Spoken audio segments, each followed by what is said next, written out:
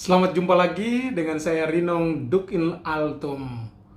Terimalah salam manis saya dari kota Ambon Manise untuk Anda sekalian. Para sahabat sekalian, tadi pagi ada teman yang bertanya kepada saya, Romo kenapa tidak buat katekese untuk hari ini? Lalu saya jawab, katekese apa? Katekese tentang Maria sebagai Bunda Gereja. Saya pikir betul juga ya, karena hari ini pas adalah hari peringatan wajib Maria sebagai Bunda Gereja. Karena itu perjumpaan kita di malam hari ini dengan tema kalau Maria bukan Bunda dari gerejamu, lalu milik siapakah gerejamu itu? Para sahabat sekalian, tentunya gereja Katolik mewajibkan kita untuk merayakan perayaan hari ini Maria sebagai ibu atau bunda gereja. Tentu ada dasarnya. Dasarnya adalah apa? Bahwa ketika Yesus tergantung di kayu salib, dia melihat Maria lalu mengatakan kepadanya, sementara murid kesayangannya Yohanes berdiri di sampingnya, samping Maria, lalu dia mengatakan, inilah anakmu. Dan kepada Yohanes dia mengatakan, inilah ibumu. Ini perintah. Berarti Yesus punya kemauan, punya kehendak bahwa semua murid-muridnya atau para pengikutnya memanggil Maria sebagai ibu. Dalam katekes sekali lalu saya sudah mengatakan bahwa Paus Fransiskus bahkan mengatakan dengan tegas bahwa kalau ada orang Kristen yang tidak memanggil Maria sebagai ibu, dia adalah orang Kristen yatim piatu. Oke, kita kembali ke topik malam hari ini. Maria didaulat sebagai Bunda Gereja. Apa dasarnya? Tentunya dasar tadi saya sudah mengatakan tentang kutipan kitab suci. Tapi ada beberapa hal yang mau saya katakan supaya memperjelas maksud gereja.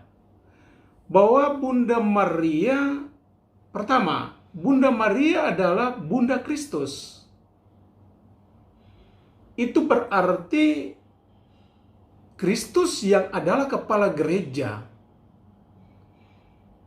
dia menghendaki supaya gerejanya juga berbunda. Atau setidak-tidaknya dalam bahasa yang lebih halus kita mengatakan bahwa gerejanya harus dituntun, dilindungi juga oleh seorang ibu. Karena itu sama dengan Kristus, dia adalah kepala gereja. Maka bundanya didaulat untuk menjadi perantara atau menemani putra-putri gereja dalam pesiarannya. Jadi itu pertama. Kedua, kita mau mengatakan bahwa Maria adalah Hawa baru. Mengapa dia disebut Hawa baru?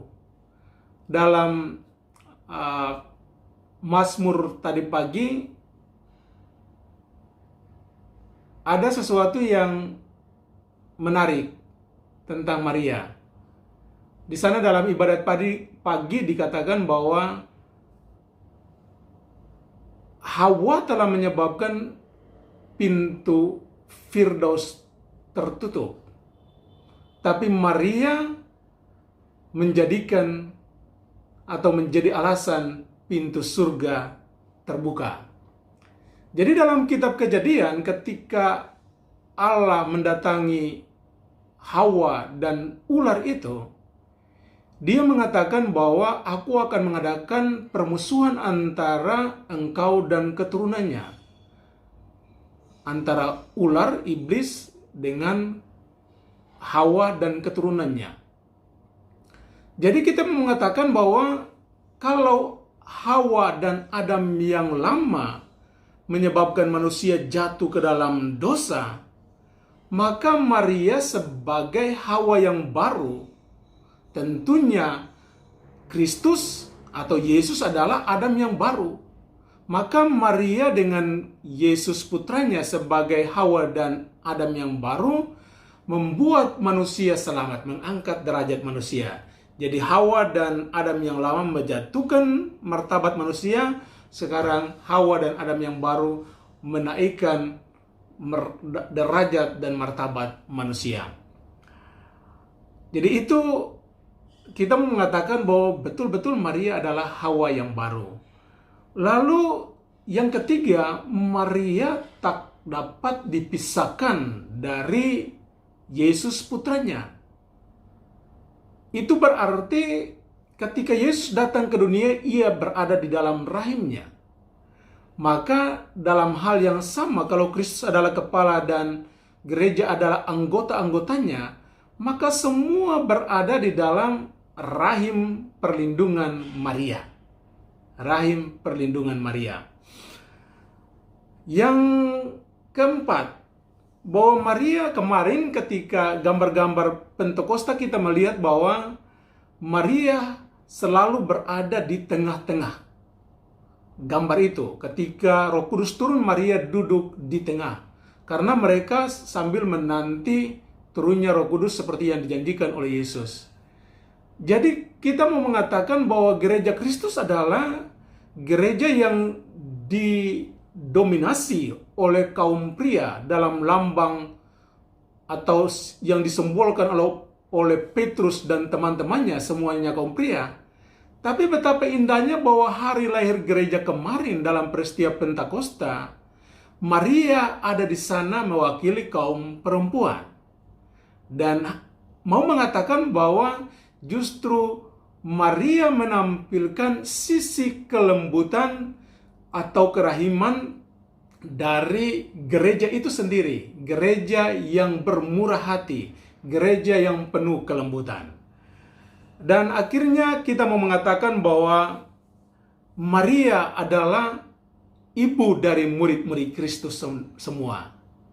Jadi pertanyaannya, kalau memang gereja Kristus sangat identik dengan Petrus sebagai pemimpinnya di dunia dan tentunya para penggantinya, lalu juga dicirikaskan dengan peranan wanita yang diwakili oleh Maria. Karena itu gereja Kristus itu menjadi lengkap ketika memberikan penghormatan yang sepantasnya kepada Maria ibunya. Jadi sekarang renungkanlah ini. Kalau gereja Kristus atau Kristus menghendaki supaya gerejanya dipimpin oleh Petrus, ditemani, dilindungi, didoakan selalu oleh Maria, maka sekarang tanyakanlah kepada gereja dan denominasimu, apakah juga memberikan penghormatan kepada Maria sepantasnya seperti Yesus memberikan penghormatan kepadanya? Kalau tidak, atau bahkan Anda menghujat Maria, maka pertanyaan untuk direnungkan adalah, milik siapakah gerejamu? Selamat bermenung. Sampai jumpa di materi katekese berikutnya. Dadah.